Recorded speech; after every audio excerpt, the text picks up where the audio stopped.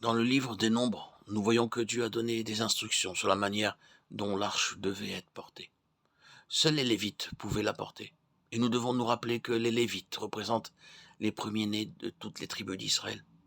Ils ont été choisis par Dieu pour ce ministère particulier parce qu'ils n'ont pas recherché leur gloire, mais celle de Dieu seul.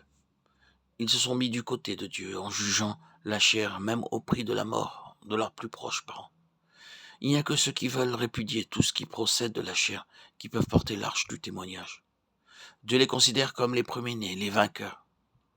Les Lévites représentaient les premiers-nés de tout Israël. La dernière mention de l'arche dans les Nombres se trouve dans le chapitre 14, lorsque les Israélites ont atteint Kadesh Barnéa. Là, ils se sont rebellés contre le Seigneur et ont refusé d'entrer dans le pays de la promesse. Lorsque Dieu a prononcé sa sentence à cause de leur incrédulité, ils se sont rebellés contre son jugement et ils ont insisté pour entrer dans le pays. Mais l'arche de l'Alliance et Moïse ne sortirent point du milieu du camp. Le peuple a ignoré Moïse et l'arche, et il a été complètement mis en déroute par ses ennemis. Avant cela, l'arche allait devant le peuple d'Israël dans toutes ses pérégrinations, mais à partir de cet épisode, l'arche s'est tenue à l'écart et on n'entend plus parler pendant 38 années. Israël n'avait plus de témoignage.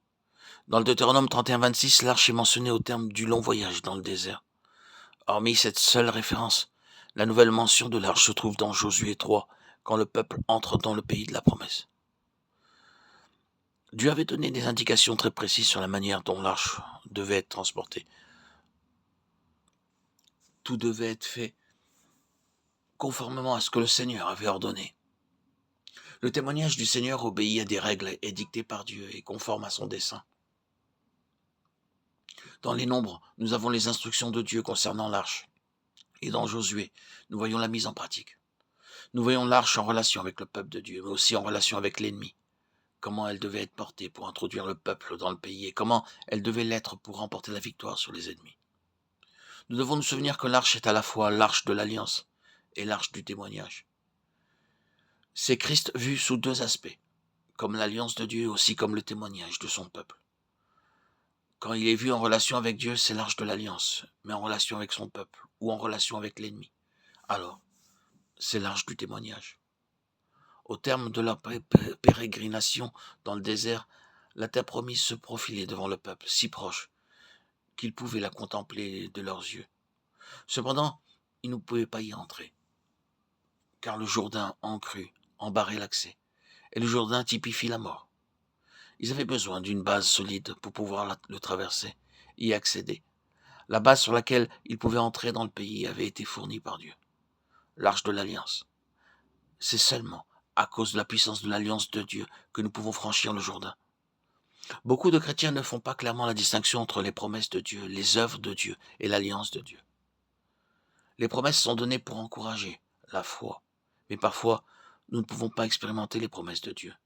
Il arrive que nous ne puissions pas même nous raccrocher aux exaucements divins.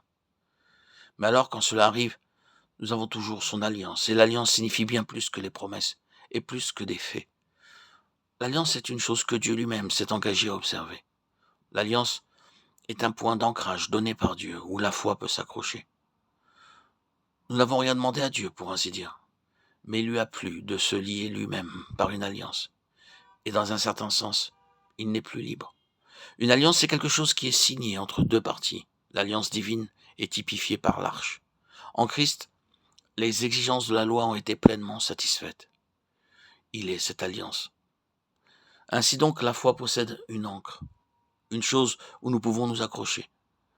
S'il le désire, il fera ce qui a été convenu dans l'alliance, et même si cela a été possible. Et nous le disons avec beaucoup de respect.